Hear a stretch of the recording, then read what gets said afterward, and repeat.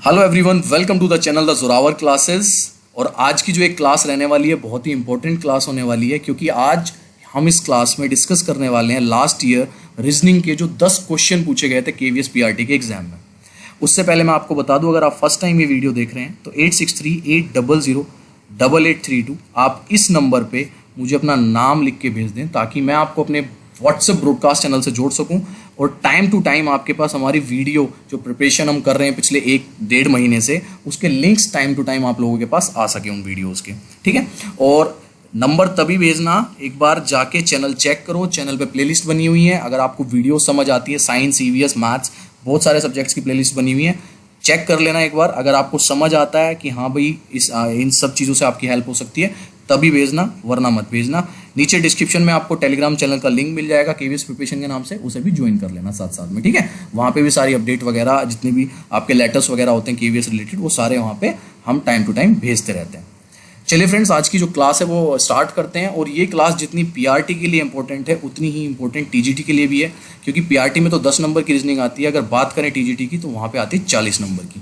और रीजनिंग होती है, ऐसा नहीं है कि पीआरटी की रीजनिंग अलग है या टीजीटी की अलग है। सेम क्वेश्चन टीजीटी के रीजनिंग में भी आ सकता है, सेम लेवल का। और आप देख रहे होंगे यहाँ पे रीजनिंग कम लग रही है, मैथ्स ज़्यादा लग रही है ना। मैथ्स का क्वेश्चन ज़्यादा लग रहा है, रीजनिंग का कम लग रहा है। तो मैथ्स और रीजनिंग को मिला के देने लगी है अब। मैथ्स इतना टफ नहीं देते, मैथ्स का बेसिक देते हैं रीजनिंग में, और रीजनिंग तो ये दोनों को प्लस करके सीबीएसई जो है केवीएस के पेपर में डाल रही है पिछले कुछ टाइम से। तो हमें इस चीज़ के लिए भी तैयार रहना है और दिमाग में रखनी है ये चीज़ कि कम से कम मैथ्स का बेसिक जो है वो तो क्लियर होना चाहिए, अगर हमें 10 में से 10 नंबर लेने हैं अपने रीजनिंग के पार्ट में। चलिए, सबसे पहला क्वेश्चन, आई होप आप सबने कॉपी पेंसिल ले ली होगी अपनी। सबसे पहला क्वेश्चन है, उसको डिस्कस कर लेते हैं। मैं क्वेश्चन सारे इंग्लिश में पढ़ूंगा, आप लोग हिंदी में भी नीचे पढ़ सकते हैं जो हिंदी मीडियम वाले बच्चे हैं। ठीक है ना। चलिए, a solid brick of gold measuring 18 centimeter into 48 centimeter into 16 centimeter is melted and converted into a cubical shape. An edge of this new shape is equal to, अब मैं इसको हिंदी में समझा देता हूँ आपका क्या है।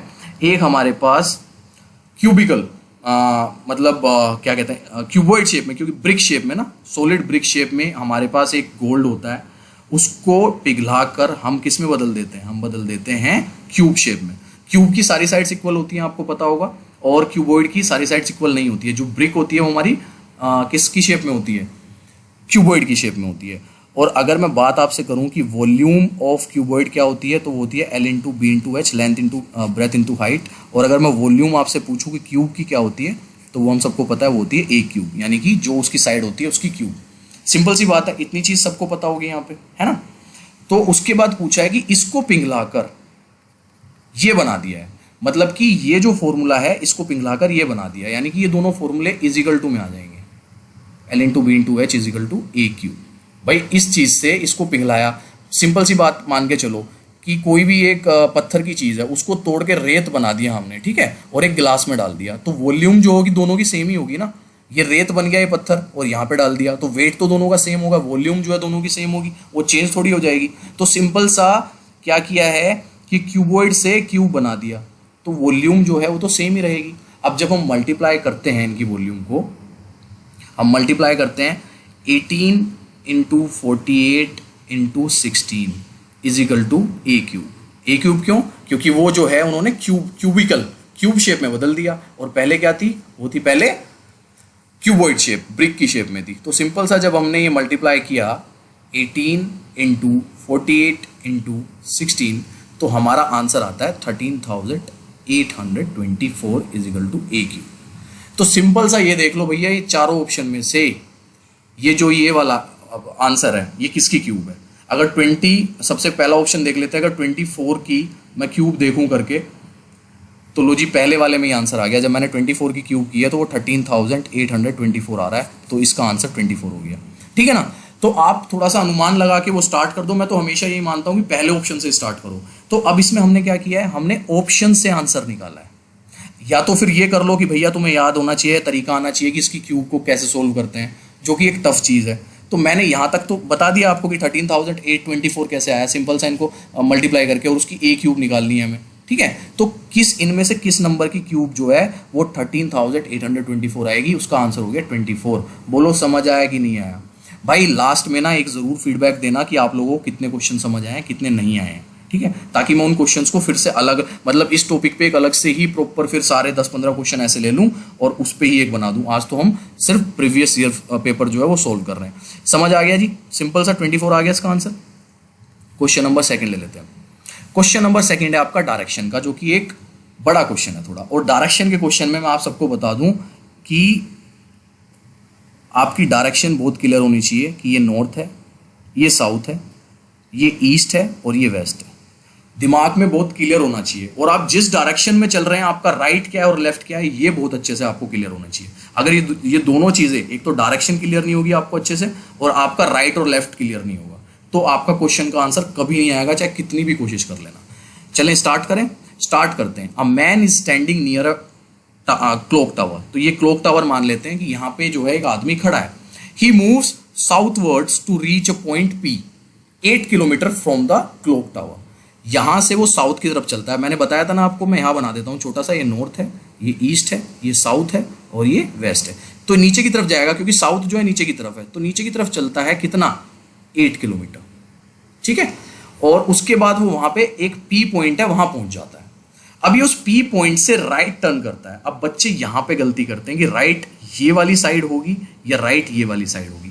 एक बार साउथ की तरफ, ऐसा सोचो कि आप साउथ की तरफ चल रहे हो, तो साउथ की तरफ मुंह कर लिया करो अपना, नीचे सोच के चलो, सोच के किधर है, तो आपको पता लग जाएगा कि ये राइट होगा आपका और ये लेफ्ट होगा। तो फिर कहता है कि वो he turns right then move 6 kilometre to reach a point Q. फिर वहां से राइट टर्न लेता है और एक क्यू पॉइंट पे पहुंचता है, कितना, 6 किलोमीटर चल के, ठीक है। वहां से फिर राइट टर्न लेके एक पॉइंट पे पहुंचता है, कितने पे, 6 किलोमीटर चल के क्यू पे पहुंचता है। क्यू से वो फिर राइट लेता है और फिर राइट लेके वो 10 किलोमीटर जाता है एक पॉइंट पे। पॉइंट होता है क्यू के बाद पॉइंट है आपका आर, एक आर पॉइंट पे पहुंचता है, 10 किलोमीटर फिर से चलता है, ठीक है, 10 किलोमीटर फिर से चलता है। यहां से चल रहा था तो राइट इसका ये बना, अब राइट इसका ये है तो राइट हाथ इधर ही रहेगा, फिर राइट चला तो राइट इसका ये बना, आर पॉइंट पे आ गया 10 किलोमीटर चल के। उसके बाद ही turns right and reaches a spot S 6 kilometre. वो फिर से राइट लेता है यहां से और फिर से जो है एक पॉइंट पे पहुंचता है, एस पॉइंट पे 6 किलोमीटर चल के, ठीक है। अब उनसे ये पूछा है कि how far in which direction he is from the clock tower, मतलब क्लॉक टावर से वो कौन सी डायरेक्शन में कितनी दूर है, सिंपल सा ये बताना है, वह कितनी दूर है और किस दिशा में क्लॉक टावर से है। तो यहां से पहले तो यहां का निकालना है कितना है, ये सिंपल सा 2 किलोमीटर आ जाएगा। क्यों, क्योंकि ये वाली जो है ये 10 किलोमीटर है और ये जो है ये 8 किलोमीटर है, तो 10 - 8 = 2 आ गया यहाँ पे सिंपल सा। और यहाँ से कौन सी डायरेक्शन में है, जब यहाँ से मैं ऊपर की तरफ देखूंगा तो कौन सी डायरेक्शन होगी, नॉर्थ डायरेक्शन, तो भैया इसका आंसर हो जाएगा नॉर्थ डायरेक्शन 2 किलोमीटर, यानी कि सेकंड। इस क्वेश्चन में किसी को कोई प्रॉब्लम हुई है तो मेरे को नीचे जरूर बताना, मैं फिर से करा दूंगा। इवन दो अगला जो रीजनिंग का हमारा, जब भी मैं क्लास लूंगा रीजनिंग पे, हमारा यही रहने वाला है, जो हमारी डायरेक्शंस होती है, इसी पे 10-15 क्वेश्चन आएंगे, ठीक है ना, ताकि आपको चीजें और अच्छी हो जाए। लेकिन मैं आपको बता रहा हूं, आपकी जो है डायरेक्शंस बहुत क्लियर होनी चाहिए, आपका लेफ्ट राइट का कॉम्बिनेशन बहुत क्लियर होना चाहिए कि आप कौन सी डायरेक्शन में चल रहे हैं। अगर आप साउथ में चल रहे हैं तो आपका राइट जो है ये होगा और आपका लेफ्ट जो है ये होगा, ठीक है ना। अगर आप लोग जो है वेस्ट में चल रहे हैं तो आपका राइट ये होगा और आपका लेफ्ट ये होगा। ये चीजें आपको बहुत क्लियर होनी चाहिए। आप राइट, और अगर आप वेस्ट की तरफ इधर जा रहे हैं और वेस्ट से अगर फिर आप, क्योंकि इस पॉइंट पे आ गए, तो अगर मैं कहूंगा वापस जाना है तो वापस आप ईस्ट की तरफ चलेंगे, तो ईस्ट में आपका राइट और लेफ्ट कौन सा होगा, वो चीज आपको बहुत अच्छे से पता होनी चाहिए। ये राइट हो जाएगा, ये लेफ्ट हो जाएगा, उल्टा हो जाएगा। तो फ्रेंड्स, अगर ये चीज क्लियर नहीं होगी तो इस टाइप के क्वेश्चन आप बिल्कुल गलत कर देंगे, क्योंकि आप अलग दिशा में चले जाएंगे, ठीक है। आई होप आपको ये क्वेश्चन समझ आएगा। क्वेश्चन नंबर 3 लेते हैं। हाँ जी, क्वेश्चन नंबर 3 है, ओड वन आउट करना है। 4 कलर्स लिखे हुए हैं, उनमें से एक कलर जो है उसको ओड वन आउट करना है। तो इस क्वेश्चन में बच्चे बहुत गलती करते हैं, क्योंकि बच्चों को पता ही नहीं होता है और बच्चे क्वेश्चन गलत करके आ जाते हैं। वैसे मैं सिंपल सा आंसर बता देता हूं इसका आंसर है व्हाइट। लेकिन इसका आंसर व्हाइट क्यों है ये बता देता हूं मैं। रेड, येलो और ब्लू जो है वो हमारे प्राइमरी कलर्स होते हैं, ओके। ये हमारे प्राइमरी कलर है, रेड, येलो और ब्लू। लिख लो चाहे इस चीज को। तो जब 3 प्राइमरी कलर दिए हुए तो चौथा क्या बचा, व्हाइट बचा, ओड वन आउट हो गया, सिंपल सा। उसके बाद जो सेकेंडरी कलर है वो होता है हमारा ऑरेंज, ग्रीन और उसके बाद वॉयलेट कलर। ये हमारे सेकेंडरी कलर होते हैं।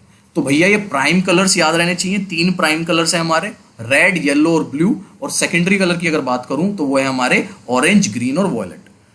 याद रख लो इस चीज को। इस चीज पे आगे भी क्वेश्चन आ सकते हैं, जरूरी नहीं है कि केवीएस में आए, कहीं और टकरा जाए क्वेश्चन, तो सिंपल सा ओड वन आउट कर देना कि ये है। इवन दो अगर व्हाइट की जगह ऑरेंज लिखा होता या कोई और भी कलर लिखा होता तो उसका आंसर यही होता। क्यों? क्योंकि ये सेकेंडरी होता और वो सारे प्राइमरी होते। और अगर 3 ऑप्शन ये आ जाए, ऑरेंज, ग्रीन और वॉयलेट, और उसके साथ ब्लू आ जाए, तो फिर ब्लू आंसर हो जाएगा। क्यों? क्योंकि ये प्राइमरी कलर है और ये तीनों सेकेंडरी कलर है। आई होप ये तो चीज सिंपल सी, भाई जिन्हें पता थी उनको आंसर पता होगा, जिन्हें नहीं पता थी वो आज सीख लिया उन्होंने।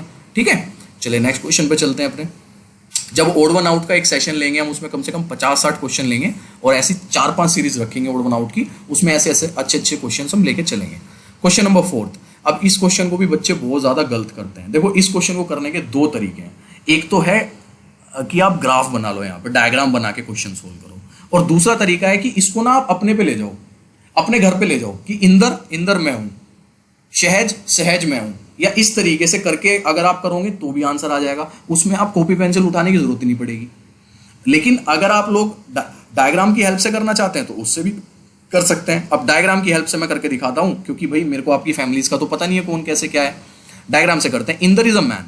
इंदर जो है एक मैन है। मैन का हमेशा बॉक्स बनाओ, और जो फीमेल होती है उसका हमेशा क्या बनाना है? सर्कल। तो आपको पता रहेगा कि ये सर्कल वाला जो है वो फीमेल है और बॉक्स वाला जो है वो मेल है।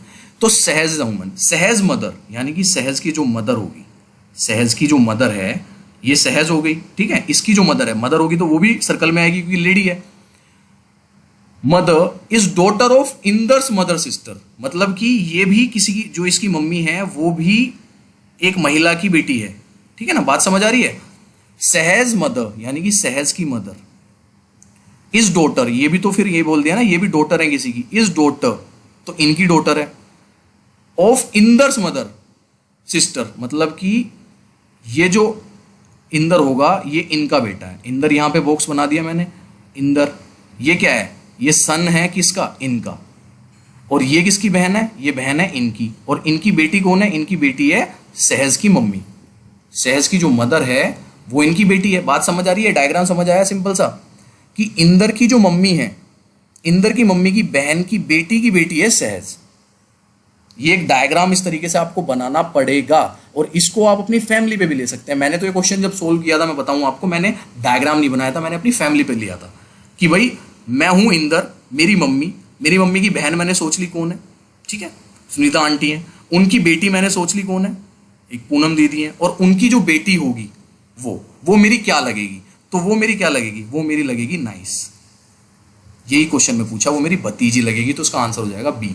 अगर आप, जैसे मैंने कहा है, आप अपने घर में रिलेशन जोड़ लेंगे ना इस तरीके से, तो क्वेश्चन बहुत इजी हो जाता है। लेकिन मेरे को आपके घरों का नहीं पता है तो मैं नहीं बता सकता। तो मेरी आपसे सजेशन है कि अगर आप घर पे रिलेशन नहीं जोड़ सकते तो इस मेथड से कर लेना, और अगर आप घर पे रिलेशन जोड़ सकते हो तो घर वाला रिलेशन जोड़ना सबसे बेस्ट होता है, और आंसर उसमें सटीक आता है, क्योंकि हमें रिश्ते बहुत जल्दी पता होते हैं कि कौन कैसे क्या कर रहा है। सोच के देखना इस वाले क्वेश्चन को अपने घर के रिलेशन पे, आप एकदम से आंसर कर देंगे।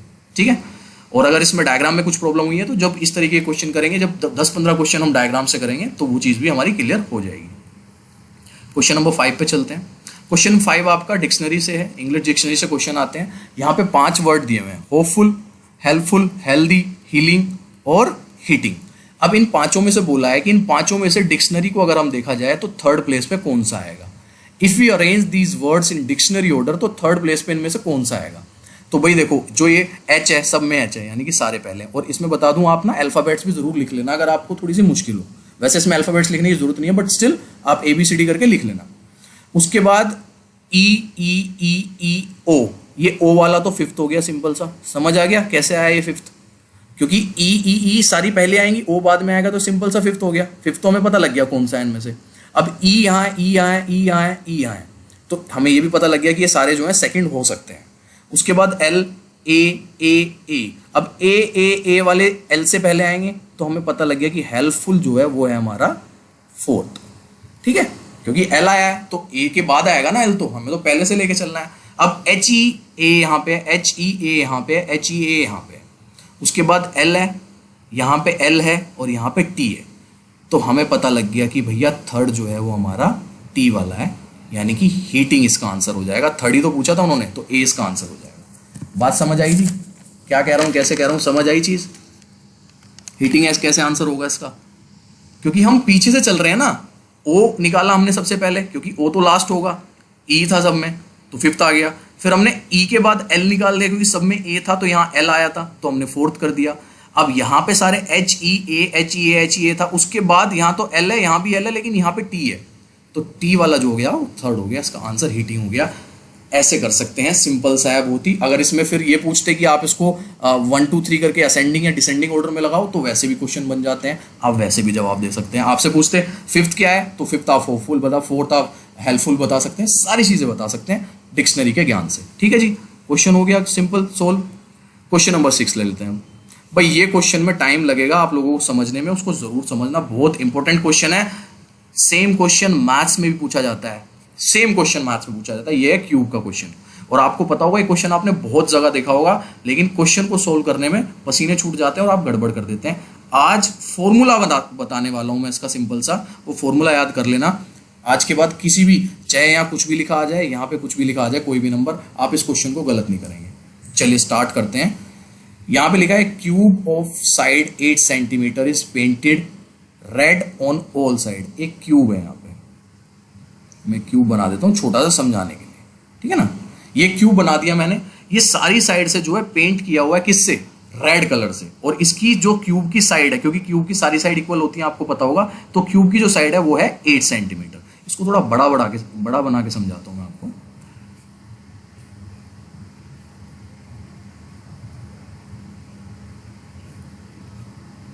ये जी एक क्यूब है, ठीक है। अब इसको सारा रेड कर दिया, ये जितनी भी साइड है इसकी सारी रेड कर दी, और इसकी जो साइड है ना वो सारी कितनी है? 8 सेंटीमीटर इसकी हाइट है, 8 सेंटीमीटर इसकी ब्रेथ है, और 8 सेंटीमीटर इसकी लेंथ है। तीनों चीज जो है वो 8 सेंटीमीटर है।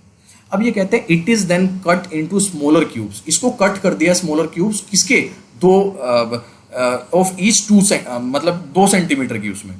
तो how many of these smaller cubes have 1 और मोर साइड पेंटेड? मतलब कि जब हम इनको काट देंगे, 2 सेंटीमीटर वाले क्यूब में बदल देंगे, जो छोटे छोटे क्यूब हो जाएंगे, 2 सेंटीमीटर वाले क्यूब हो जाएंगे, ठीक है। तो उनमें से कितने ऐसे होंगे जिसपे एक साइड या एक से ज्यादा साइड पेंटेड होगी? क्योंकि चारों 6 की 6 जो 6 साइड है ना इसकी, 6 की 6 साइड हमने रेड पेंट की हुई है पहले से।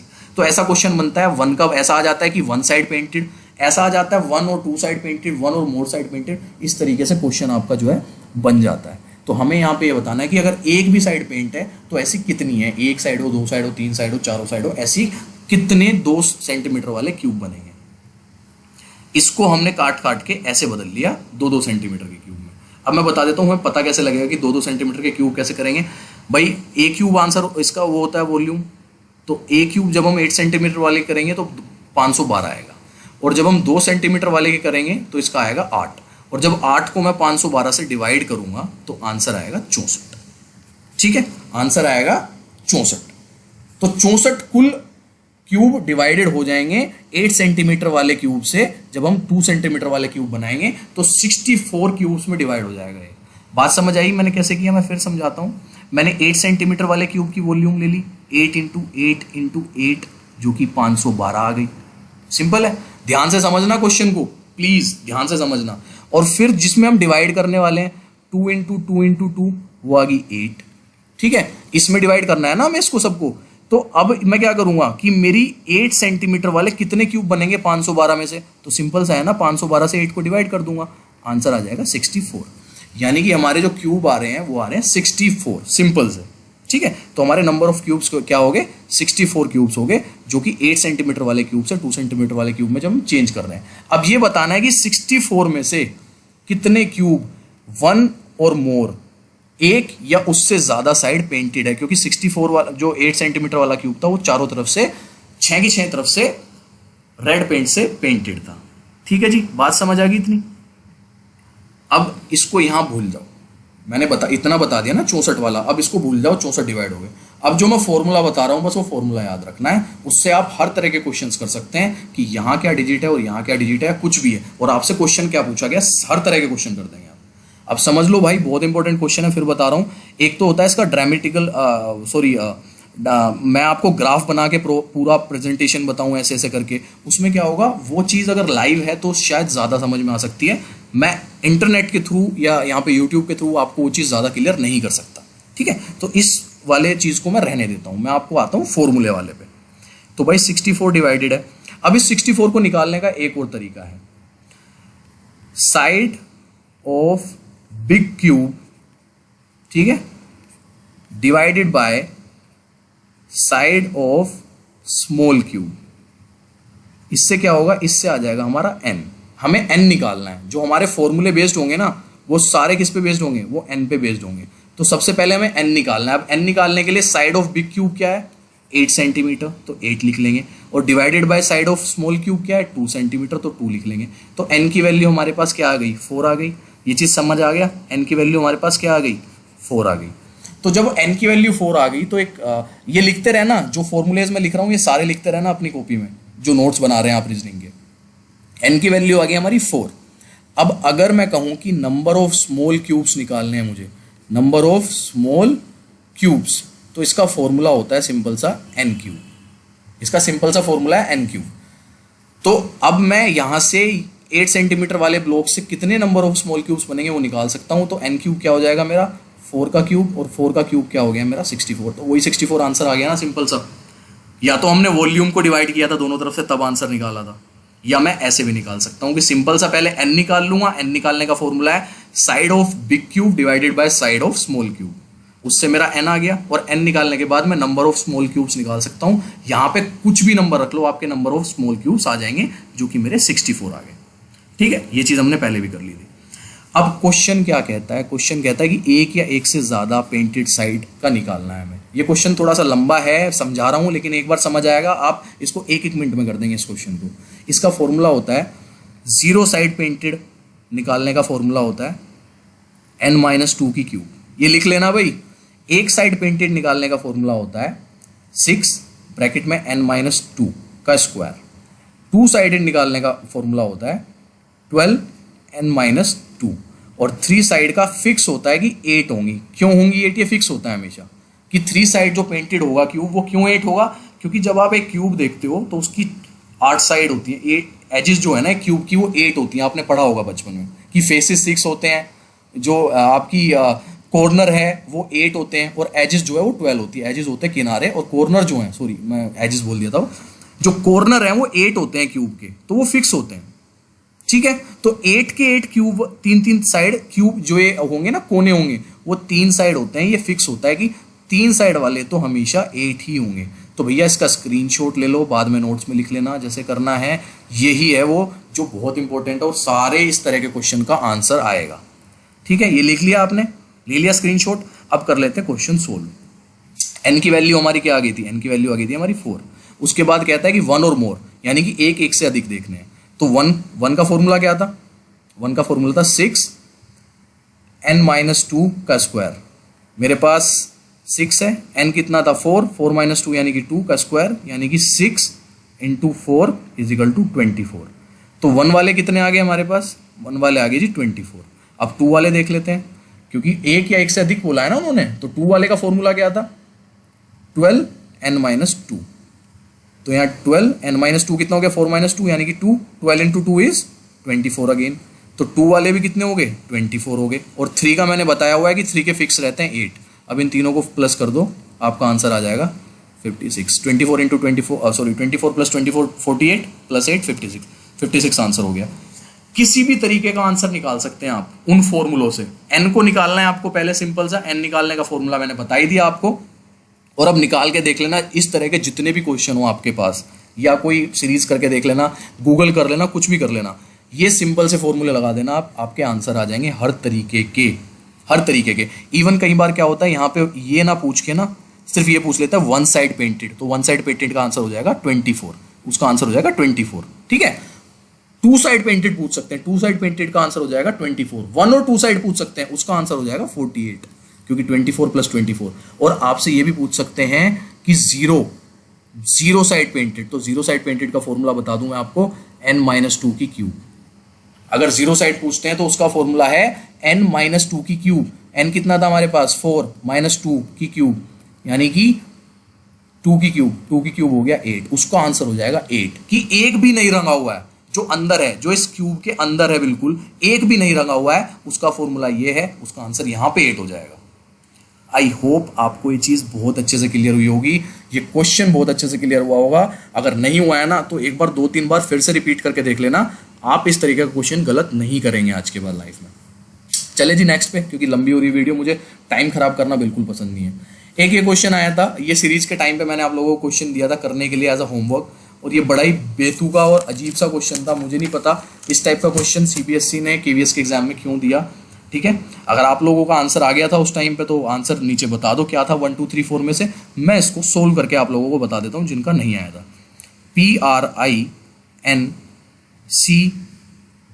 PRINCESS, प्रिंसेस लिखा है, प्रिंसेस को इन्होंने किस में चेंज किया है, ECINRPTU, इसमें चेंज किया है।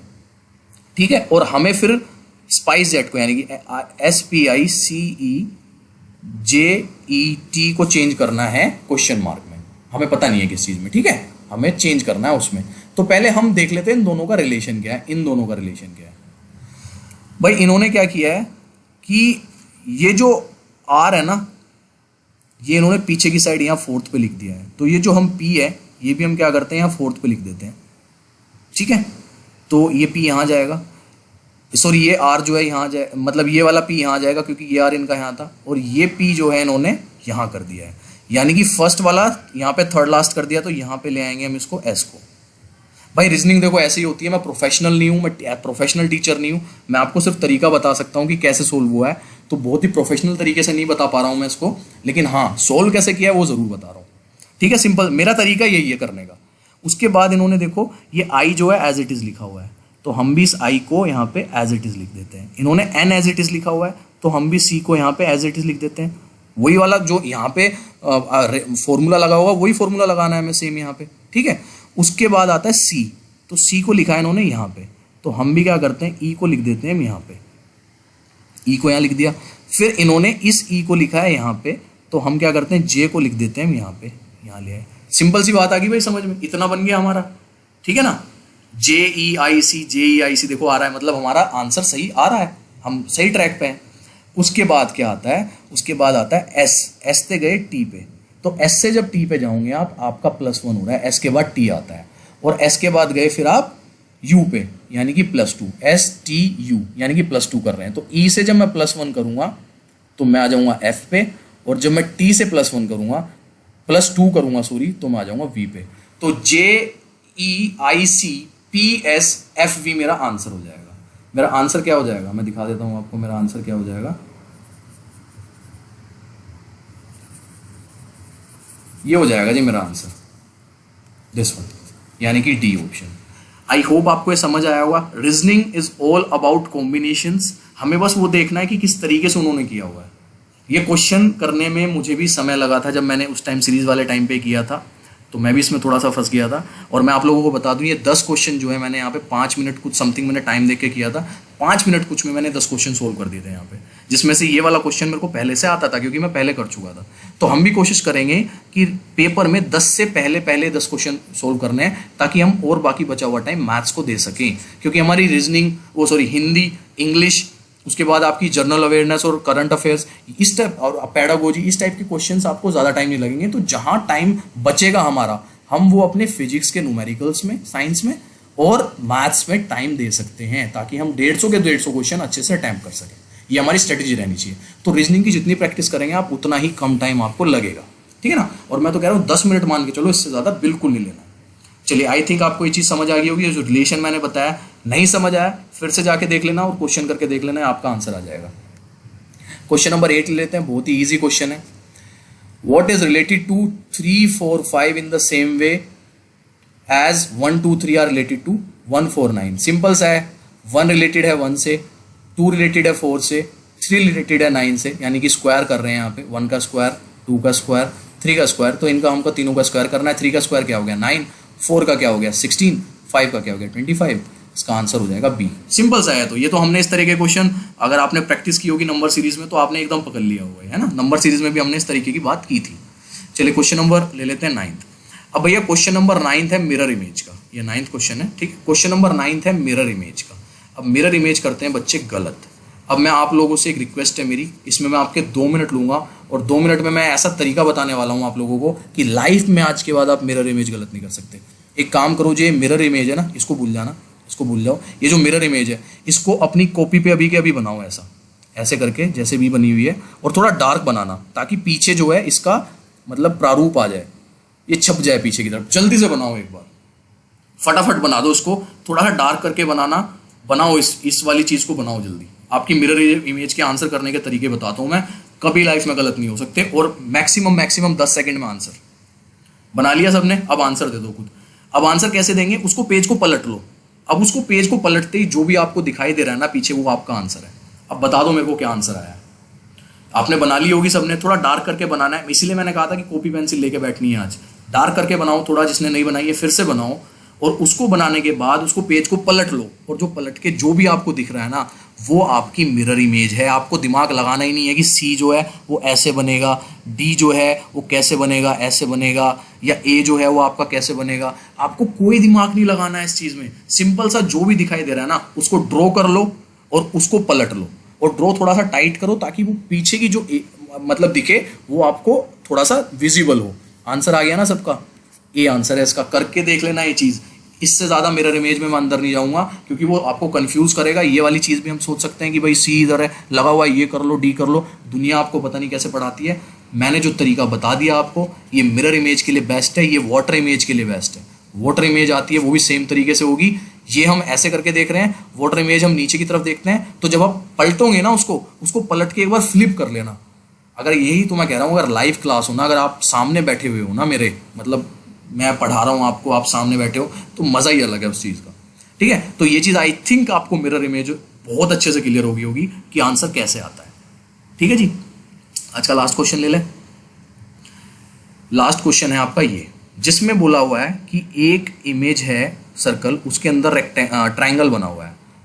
ठीक है, और फिर ये दे दी, ये फर्स्ट इमेज है, ये सेकंड इमेज है। तो बोला है कि जैसे ये है ना, ऐसे इन चारों में से कौन सा ऑप्शन सिमिलर है, इसके सिमिलर बताना है। ठीक है ना, सेम सम रिलेशनशिप बताना है जो सिमिलर उसमें होगा। रिलेशनशिप जो है वो सिमिलर चाहिए। तो भाई पहला जो है वो स्क्वायर बना हुआ है, उसके अंदर एक स्क्वायर है, और यहाँ रेक्टेंगल बना हुआ है। नहीं, हमें क्या चाहिए, हमें चाहिए जो अंदर बना हुआ है ना वो बाहर बनाओ बड़ा होके। अगले वाला है सर्कल बना हुआ है, सर्कल में कोई ऐसी मंदिर जैसी एक प्रतिमा बनी हुई है 5 साइड की, फिर सर्कल बना हुआ है, सर्कल से सर्कल आ गया, ये भी गलत। उसके बाद सर्कल बना हुआ है, अंदर रेक्टेंगल है, ट्राइंगल है, और यहाँ पे क्या बना हुआ है, यहाँ पे आपका बना हुआ है रेक्टेंगल या स्क्वायर मान लो उसको, ये भी गलत। लास्ट वाला बचता है, बाहर ट्राइंगल है, अंदर सर्कल है, और बाहर क्या बना हुआ है, सर्कल। हाँ, अंदर वाला यहाँ पे आ गया, डी आंसर हो गया इसका। बहुत ही इजी क्वेश्चन था ये, तो सबने कर लिया होगा आपने। तो भैया ये है। और अब ये बताओ मेरे को, क्या 10 में से 10 नंबर लाने रीजनिंग में मुश्किल है? ये वो रीजनिंग कराई है मैंने जो आपकी आ चुकी है, जो आपकी एग्जाम में आई हुई है। ऐसे ही कहीं से नहीं कराई मैंने ये रीजनिंग। ये रीजनिंग वो कराई है जो आपकी एग्जाम में आई है। सो फ्रेंड्स, आई होप, देखो टाइम तो थोड़ा लग गया, और ये क्वेश्चन जब आपकी प्रैक्टिस अच्छी हो जाएगी ना, मैं कह रहा हूँ 6 से 7 क्वेश्चन में 10 क्वेश्चन कर लोगे आप 6 से 7 मिनट में, फटाफट, क्योंकि आपको आती है चीजें। देखो, अगर उसको फॉर्मूला आपको जो मैंने बताया आपको क्यूब वाले का, अगर उसका फॉर्मूला पता है तो आपको इसमें घुसना ही नहीं है। आप बच्चे क्या करते हैं, वो सोचने लगते हैं दिमाग में, अच्छा बीच वाले बच जाएंगे, अच्छा ये वाले तो ये 3 साइड होगा, ये 2 साइड होगा, ये 0 साइड होगा। नहीं करना है वो। मैं कह रहा हूँ कि 8 सेंटीमीटर की जगह अगर 15 सेंटीमीटर आ जाए, बड़ा क्वेश्चन हो जाए, तो फिर फंस जाओगे उसमें आप। ये तो 4 साइड वाला है, मैं कह रहा हूँ 10 साइड वाला आ गया, तो नहीं फंसना है ना उस चीज में। फॉर्मूला याद रखना है, सिंपल सा लगाओ और आंसर करो। ये है भाई आज का रीजनिंग का सेशन। ऐसी सेशन आगे भी आते रहेंगे। देखो, बच्चे कहते हैं सर मैथ्स करा दो, सर रीजनिंग करा दो, सर ये करा दो, सर वो करा दो। भाई कोशिश कर रहे हैं, इससे ज़्यादा क्लास नहीं ले सकता मैं, क्योंकि मैं वर्किंग हूँ। प्लीज़ इस चीज़ को समझने की कोशिश करो। जितना मेरे से हो पा रहा है मैं उतना कर रहा हूँ आप लोगों के लिए। एटलीस्ट डेली मैं वीडियोज़ ला रहा हूँ, डेली पूरी कोशिश रहती है। चलिए फ्रेंड्स, आई थिंक आपको ये वीडियो पसंद आई होगी, और इसी तरीके से हम 10 में से 10 नंबर अपने लाएंगे इस बार भी रीजनिंग में, और मैथ्स की कोशिश करेंगे कि मैथ्स का हमारा जो टारगेट रहेगा वो +18 का रहेगा। अगर अच्छी लगे तो लाइक कर देना वीडियो को। ठीक है, चलो टेक केयर, बाय।